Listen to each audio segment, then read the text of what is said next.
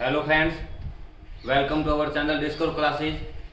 आज अपने इस वीडियो में हम बात करेंगे संकरण के बारे में, क्योंकि ये टॉपिक अपने ऑर्गेनिक में और काफ़ी जगह पे है वो उपयोगी होता है, जहाँ पर हमें संकरण ज्ञात करना होता है। तो आज हम ट्रिक के द्वारा है वो बहुत ईजी तरीके से समझने वाले हैं कि संकरण को हम कैसे ज्ञात करेंगे।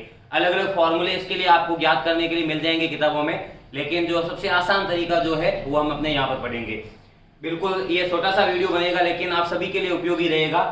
देखिए, संकरण ज्ञात करने के लिए आपको केवल नॉर्मल दो बातें याद रखनी है कि अगर वो आपको संकरण है वो ज्ञात करना है तो संकरण के लिए आपको एक जरूरत पड़ेगी सिग्मा बॉन्ड की, और एक जो होगा वो आपके है वो जरूरत पड़ेगी इसमें लॉन पेयर की। मतलब अगर है वो आप सिग्मा बॉन्ड और लॉन पेयर की संख्या है वो ज्ञात कर लो तो उसके आधार पर हम संकरण को ज्ञात कर सकते हैं। अब देखिए, यहां पर सिग्मा बॉन्ड का अर्थ क्या होगा। अगर कहीं पर सिंगल बॉन्ड है तो इसका मतलब वो होगा सिग्मा। अगर डबल बॉन्ड है तो हम कहेंगे कि वहां एक सिग्मा है और एक पाई बॉन्ड होगा, और अगर ट्रिपल बॉन्ड है तो वो एक सिग्मा और वहां पर है वो दो पाई बॉन्ड होंगे। ठीक है, मतलब अगर कहीं पर है वो कोई दो तत्व सिंगल बॉन्ड बना रहे हैं, सिंगल बॉन्ड बना रहे हैं, तो हम कहेंगे उसको सिग्मा में काउंट करेंगे। अगर डबल बॉन्ड है तो भी वहां पर एक ही सिग्मा होगा, और ट्रिपल बॉन्ड है तो भी वहां पर एक ही सिग्मा होगा। मतलब सिंगल, डबल और ट्रिपल बॉन्ड कोई भी हो, हमें वहां पर वो उसे एक ही कैलकुलेट करना है, क्योंकि इन तीनों में सिग्मा बॉन्ड एक ही होता है। और पाई बॉन्ड जो यहाँ पर होंगे उन्हें हमें संकरण या हाइब्रिडाइजेशन में है वो काम में नहीं लेना है। अब देखो, आपके माइंड में ये क्वेश्चन आ रहा होगा कि पाई बॉन्ड को है वो हम यहाँ पर काम में क्यों नहीं लेते, क्योंकि संकरण जो होता है ये है वो एक दिशात्मक है वो प्रक्रम है, इसीलिए वो सिग्मा बॉन्ड जो पाई बॉन्ड जो होता है ये नॉन डायरेक्शनल होता है, मतलब ये अदिशात्मक होता है। इसीलिए वो, क्योंकि संकरण ज्यामिति को फाइंड करने में है वो वापस यूज होगा, इसके द्वारा हम ज्यामिति का निर्धारण करते हैं, तो ये अदिशात्मक होने के लिए ये ज्यामिति में प्रयुक्त नहीं होता, और इसीलिए हम संकरण में इसको वो काउंट नहीं करते। तो ये बात हुई सिग्मा बॉन्ड की। सिग्मा बॉन्ड है वो हमें एकल बंध, द्विबंध और त्रिबंध में है वो एक एक सिग्मा बॉन्ड है वो लेना है। ठीक है, एग्जाम्पल के साथ और ज्यादा वो समझेंगे, यहाँ पर मैं बहुत ज्यादा इसके बारे में डिस्कस नहीं करूंगा। और लॉन पेयर हमें कैसे ज्ञात करने हैं इसको भी हम साथ में एग्जाम्पल जब मैं लूंगा तो ये कैसे ज्ञात करते हैं वो भी बता दूंगा। अब देखिए, जब है वो आप सिग्मा बॉन्ड और लॉन पेयर दोनों का है वो जब योग करते हो, दोनों को ऐड करते हो, अगर ये जो योग है अगर आपको 2 मिलता है इसका रिजल्ट, तो आपके संकरण जो होगा वो होगा sp। अगर 3 होता है तो वो संकरण हो जाएगा आपके sp2। अगर 4 है वो रिजल्ट आ रहा है तो वो हो जाएगा sp3। अगर 5 आ रहा है तो वो हो जाएगा sp3d। अगर 6 आ रहा है तो वो हो जाएगा sp3d2। 7 आ रहा है तो sp3d3। इस टाइप से ये हो जाएगा। मतलब जब हम सिग्मा बॉन्ड और लॉन पेयर दोनों का योग करेंगे तो जो रिजल्ट अपने आएगा, अगर है वो मान लो एक सिग्मा बॉन्ड और एक लॉन पेयर हुआ तो हम कहेंगे वो संकरण sp होगा। अगर इन दोनों का योग से आया तो हम कहेंगे sp3d2 संकरण है वो अपने यहाँ पर होगा। तो ये तो होगा अपने संकरण का। अब देखिए, क्योंकि ये एग्जाम्पल से समझना ज्यादा इजी रहेगा, इसीलिए मैं डायरेक्ट है वो अपने एग्जाम्पल पे है वो आके बात करता हूँ। देखिए, सबसे पहला जो एग्जाम्पल है वो है वो मैं ले रहा हूँ CH4 यानी मेथेन का। इजी से स्टार्ट करेंगे हम ताकि आराम से हो सके। अब देखिए, क्योंकि सबसे पहले है वो हमें क्या फाइंड करना है यहाँ पर, अगर वो देखो मैं सिग्मा बॉन्ड है वो यहाँ पर फाइंड करूं सिग्मा बॉन्ड, तो देखिए क्योंकि कार्बन और हाइड्रोजन हमें पता है, कार्बन और हाइड्रोजन कैसा बॉन्ड बनाएगा, सिंगल बॉन्ड बनाएगा। अगर हाइड्रोजन सिंगल बॉन्ड बनाता है, सिंगल बॉन्ड का मतलब वो कैसा हुआ, सिग्मा हुआ। यहाँ पर 4 हाइड्रोजन है तो मैं कह सकता हूं कि यहाँ पर सिग्मा बॉन्ड जो होंगे उनकी संख्या भी कितनी होगी, 4 होगी। कारण क्योंकि यहाँ पर है वो हाइड्रोजन कितने हैं, 4 हाइड्रोजन है वो जुड़े हुए हैं। प्रत्येक हाइड्रोजन एक सिंगल बॉन्ड बनाएगा तो 4 मिलकर है वो सिग्मा बॉन्ड कितने बनाएंगे, 4। उसके बाद एक बात आती है अपने लॉन पेयर की। अब लॉन पेयर आप कैसे फाइंड करोगे, देखिए इसमें अगर वो आपको कार्बन का संकरण ज्ञात करना है, कार्बन आपको पता होगा कि ये कार्बन कौन से वर्ग से संबंधित है, 14वें वर्ग से संबंधित है। ठीक है, ये आपको पता होना चाहिए कि कौन सा तत्व है वो कौन से वर्ग में है वो आता है, इसी से वो आप आसानी से लॉन पेयर फाइंड कर सकते हैं। देखिए, 14वें वर्ग से जो होते हैं उनके बाह्यतम कोष में, यानी जो इनके संयोजी इलेक्ट्रॉन होंगे उनकी संख्या कितनी होगी, 4 इलेक्ट्रॉन। अब देखिए, अगर है वो कार्बन 14वें वर्ग से संबंधित है, इसके पास है वो वैलेंसी इलेक्ट्रॉन 4 है और वो 4 हाइड्रोजन के साथ बॉन्ड बना रहा है। मतलब अगर वो कार्बन हाइड्रोजन के साथ बॉन्ड बनाएगा तो एक बॉन्ड के लिए क्या करेगा, अपना एक इलेक्ट्रॉन देगा। अगर है वो ऐसे ही कार्बन 4 है वो बॉन्ड बना रहा है तो हम कहेंगे कि कार्बन जो अपने 4 के 4 इलेक्ट्रॉन है वो कहां पर काम में ले रहा है, बंद बनाने में काम में ले रहा है। तो अगर चारों इलेक्ट्रॉन बंद बनाने में काम में आ रहे हैं तो बताइए 4 जो संयोजी इलेक्ट्रॉन है ये चारों के चारों काम में आ गए, तो जो शेष बचे जो इलेक्ट्रॉन, ठीक है, जो शेष इलेक्ट्रॉन है 4 में से वो आपके 4 इलेक्ट्रॉन गए, तो शेष इलेक्ट्रॉन कितने बचेंगे, 0। अगर शेष इलेक्ट्रॉन 0 है तो हम कहेंगे यहाँ पर लॉन पेयर की संख्या भी क्या है, 0 है। मतलब अगर वो जो इलेक्ट्रॉन जो बंद बनाने के बाद जो अतिरिक्त आपके इलेक्ट्रॉन आएंगे उन इलेक्ट्रॉनों को हम किस में काउंट करेंगे, लॉन पेयर में काउंट करेंगे, ठीक है। तो यहाँ पर कार्बन के 4 इलेक्ट्रॉन थे, कार्बन ने 4 हाइड्रोजन के साथ बॉन्ड बनाए, मतलब अपने चारों इलेक्ट्रॉनों को उसने काम में ले लिया, तो उसके पास इलेक्ट्रॉन कोई भी नहीं बचेगा, मतलब लॉन पेयर कितने होंगे, 0 होंगे। अब देखिए लॉन पेयर 0 है तो यहाँ पर है वो देखो सिग्मा बॉन्ड 4 और लॉन पेयर 0, अपने है वो रिजल्ट कितना आ रहा है, 4। और अगर रिजल्ट 4 आता है तो हम कहते हैं वो संकरण कैसा होगा अपने sp3। तो मैं यहां पर कहूंगा कि इसका संकरण कैसा होगा, अपने पास sp3 संकरण होगा, ठीक है। उसके बाद देखिए नेक्स्ट वो बात कर रहा हूं मैं, अगर ऐसे मैंने एग्जांपल लिया NH3, अब थोड़ा फास्ट करेंगे क्योंकि 1-2 शुरू में मैं थोड़ा डिटेल में है वो करवा रहा हूं। अब देखिए इसमें आपको पता होगा सिग्मा बॉन्ड 3 हाइड्रोजन बॉन्ड बन रहे हैं, मतलब सिग्मा बॉन्ड कितने हो जाएंगे अपने, 3 सिग्मा बॉन्ड हो जाएंगे, क्योंकि हाइड्रोजन सिंगल बॉन्ड बनाता है तो 3 के 3 सिग्मा बॉन्ड। अब देखिए नाइट्रोजन, नाइट्रोजन 15वें वर्ग का तत्व है, अगर 15वें वर्ग का है तो उसके वैलेंसी इलेक्ट्रॉन कितने होंगे, 5 इलेक्ट्रॉन, सिंपल सी बात है। देखिए 13 से लेकर जो 18 तक के जो तत्व है 13वें वर्ग के बाह्यतम कोष में जो संयोजी इलेक्ट्रॉन होंगे, मैं यहां पर लिख रहा हूं संयोजी इलेक्ट्रॉन 13वें वर्ग के 3 होंगे, ऐसे है वो 14वें वर्ग के 4 इलेक्ट्रॉन होंगे, ऐसे लेकर 18 तक के है वो वर्ग में कितने इलेक्ट्रॉन होंगे, 8 इलेक्ट्रॉन है वो आपके होंगे, यानी 13 के 3, 14 के 4, 5, 6, 7 और 18वें में कितने इलेक्ट्रॉन होंगे, 8 इलेक्ट्रॉन, ठीक है। अब देखिए नाइट्रोजन अगर 15वें वर्ग का है 5 इलेक्ट्रॉन है, उसने 3 हाइड्रोजन के साथ बॉन्ड बना लिए, 3 हाइड्रोजन के साथ बॉन्ड बनाई, मतलब 5 में से कितने इलेक्ट्रॉन उसने काम में लिए, 3 इलेक्ट्रॉन। अब बताओ शेष इलेक्ट्रॉन कितने रहेंगे, 2 इलेक्ट्रॉन, ठीक है। यहां पर है वो शेष इलेक्ट्रॉन कितने रह रहे अपने, 2 इलेक्ट्रॉन बच रहे। 2 इलेक्ट्रॉन का मतलब क्या होगा, देखिए मैं यहां पर बात कर रहा हूं lone pair, lone pair, lone pair का मतलब यही होता है, पेयर यानी जोड़ा या फिर वो जो समूह होता है उसे कहते हैं हम पेयर। तो अगर 2 इलेक्ट्रॉन है तो हम कहेंगे वहां पर इलेक्ट्रॉन या लॉन पेयर कितने होंगे, 1 जोड़ी होंगे, यानी अपने लॉन पेयर की जो संख्या होगी वो कितनी होगी, 1 होगी। यहां पर आप गलती मत करना, क्योंकि अगर वो 2 इलेक्ट्रॉन आते हैं तो लॉन पेयर 2 नहीं होंगे, पेयर का अर्थ जोड़ी से होता है, तो यहाँ पर 2 इलेक्ट्रॉन मतलब 1 जोड़ी इलेक्ट्रॉन, तो लॉन पेयर कितने हो जाएंगे आपके, 1। तो देखिए यहाँ पर आपके सिग्मा बॉन्ड 3 आए और लॉन पेयर की वो संख्या कितनी मिल रही है आपको, 1 मिल रही है। तो अगर है वो 3 सिग्मा बॉन्ड प्लस है वो आपके 1 लॉन पेयर है वो मिल रहा है, तो ये देखो रिजल्ट कितना आएगा आपके 3 और 1 4। अगर रिजल्ट 4 आ रहा है तो वही बात संकरण है वो आपको कितना मिल जाएगा, sp3 मिल जाएगा, ठीक है, क्योंकि 4 इलेक्ट्रॉन होते संकरण क्या होगा, sp3।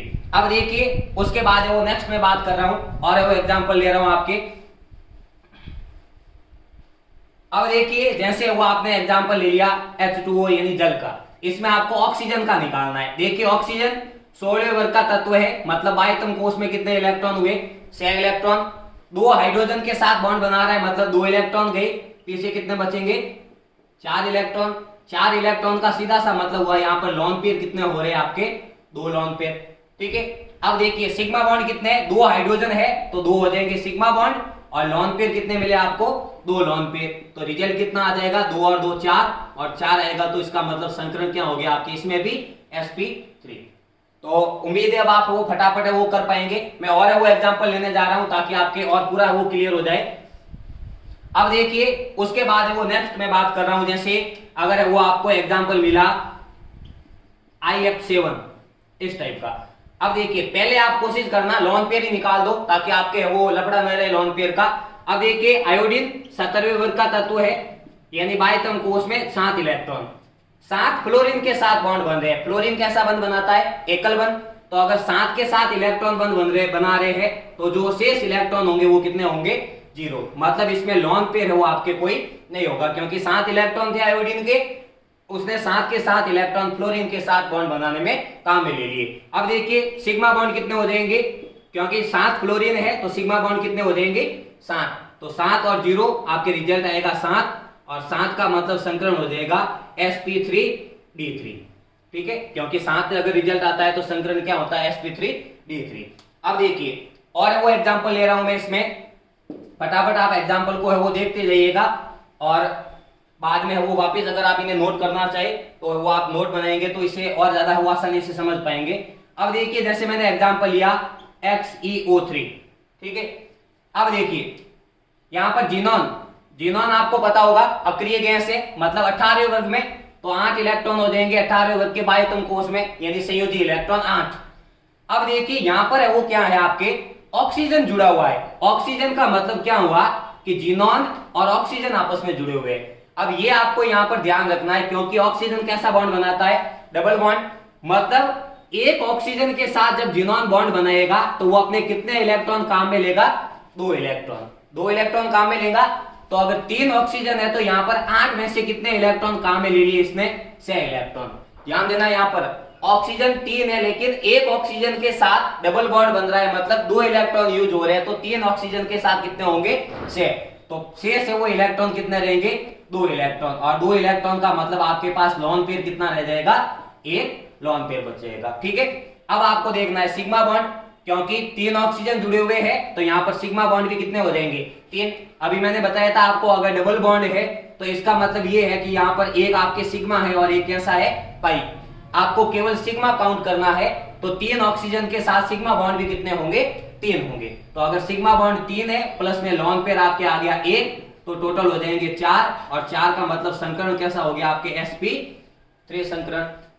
अब देखिए और वो एग्जांपल ले रहा हूं मैं आगे, जैसे अगर आपको इस टाइप से दे दिया XeO2 F2 इस टाइप से। अब देखिए जीनोन, अगर इसका संकरण आपको फाइंड करना है, जीनोन बाह्यतम कोश में हो गए 8 इलेक्ट्रॉन, 2 ऑक्सीजन का मतलब जीनोन ने कितने इलेक्ट्रॉन दिए होंगे, 4, क्योंकि ऑक्सीजन डबल बॉन्ड बनाता है।